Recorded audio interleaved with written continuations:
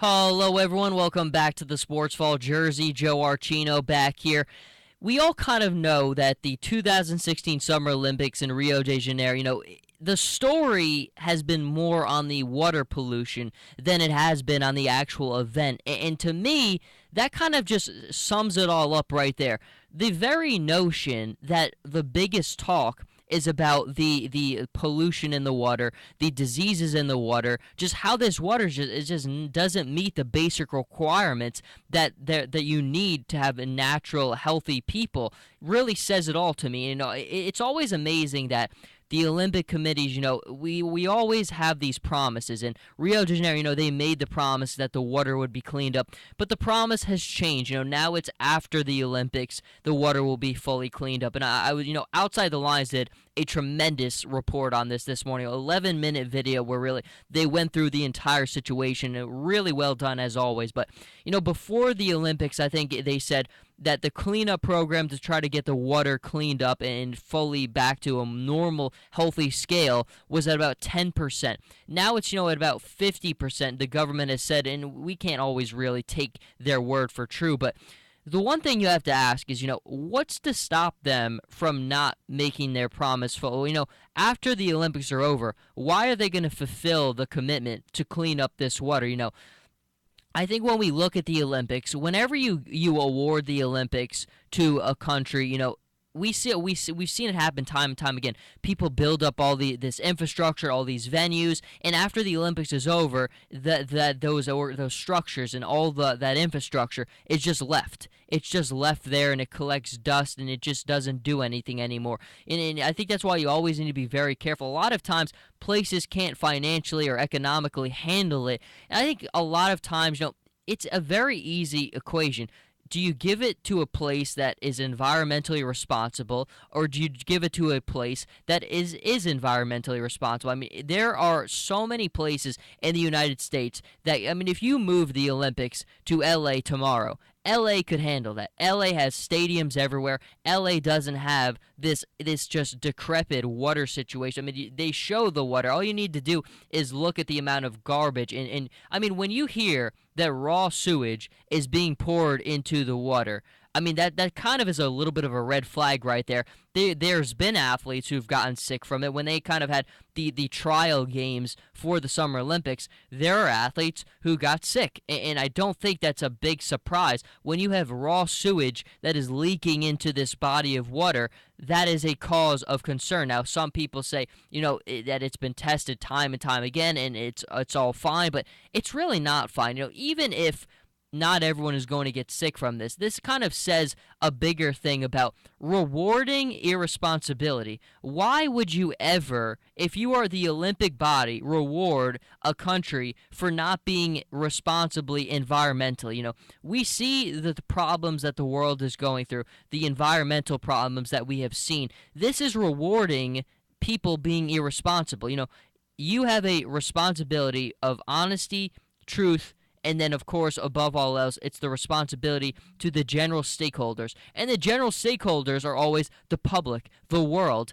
You fail the world when you reward environmental irresponsibility. That's certainly what the Olympic Committee has done by granting these games to Rio de Janeiro. Again, there are efforts underway to improve the problem, but the problem has not been improved and not like they said it would. When it was awarded to them, they made a promise and they did not fulfill that promise. It's easier said than done, but the mere fact that I think you would reward a place for being irresponsible in such a major way, again, just say it out loud. There's raw sewage leaking into water. That's generally not good for human beings. It doesn't take a rocket scientist to really understand that thing. And it's the same thing with the World Cup.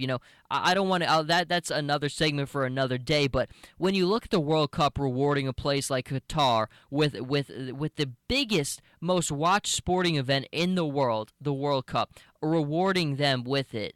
It just begs questions. This is a place with just that basically has modern day slavery, a place with instability. Financially, it's one of the most wealthy places, But the fact that you would reward a place with so many problems and so many basic human rights violations in places that where the temperatures aren't even susceptible, aren't even really readily available to play. I mean, the temperatures, it's basically like playing soccer on the sun. If you think it's a good idea to play soccer on the sun, ask the players. I don't think that they're very happy about it. But I think what all these things come down to is we all kind of know, it's policymakers. There's loose change being exchanged behind the tables, but you have to be responsible to the stakeholders. And it doesn't matter if it's in business or if it's in life. The stakeholders are always the public. If you're doing things that violates their trust, if you're not being honest, and you're not ensuring your responsibility to them, you have failed. And certainly I think the Olympic Committee failed in this regard massively because, again, why reward environmental instability, irresponsibility? Why? I mean, that's the easiest question you can ask. Clearly, they felt like they should, and it'll be interesting to see how this thing plays out because there has been a lot of an outpour. Again, as we move closer and closer to these games, that the discussion will get bigger and bigger and deeper and deeper, and it's always going to be the same thing from me. Why reward environmental irresponsibility? Why would you do it? It's clearly not in the best interest of the athletes. Now, Brazil is a beautiful place. Rio de Janeiro has some beautiful sights. But again, it's so sad to see that this is what the point has come to, that you have raw sewage leaking. Just, again, it's disgusting. You watch all this garbage that is piling up and all these animals that are in there. It just borderline irresponsible in every single way. People from the top down are responsible for it, and just the mere fact that you reward that, I mean, and the biggest thing is it sends a message, it really sends the wrong kind of message that even if we screw up and we're environmentally irresponsible, we still have a shot. If we're a big enough place and we can make a big enough amount of noise and kind of a case for ourselves, we still have a shot. And I think that really sends the wrong kind of message. And again, I still don't understand why it could be moved tomorrow. If you wanted to move it to LA, you've got a million stadiums. You have stability. You have law enforcement. One of the biggest things that really you take away from the Outside the Lines report that they did is one of the team that was doing this whole story said when they went to one of the sewage plants, they had to be escorted with military personnel because it was in one of the most dangerous favelas in Rio de Janeiro.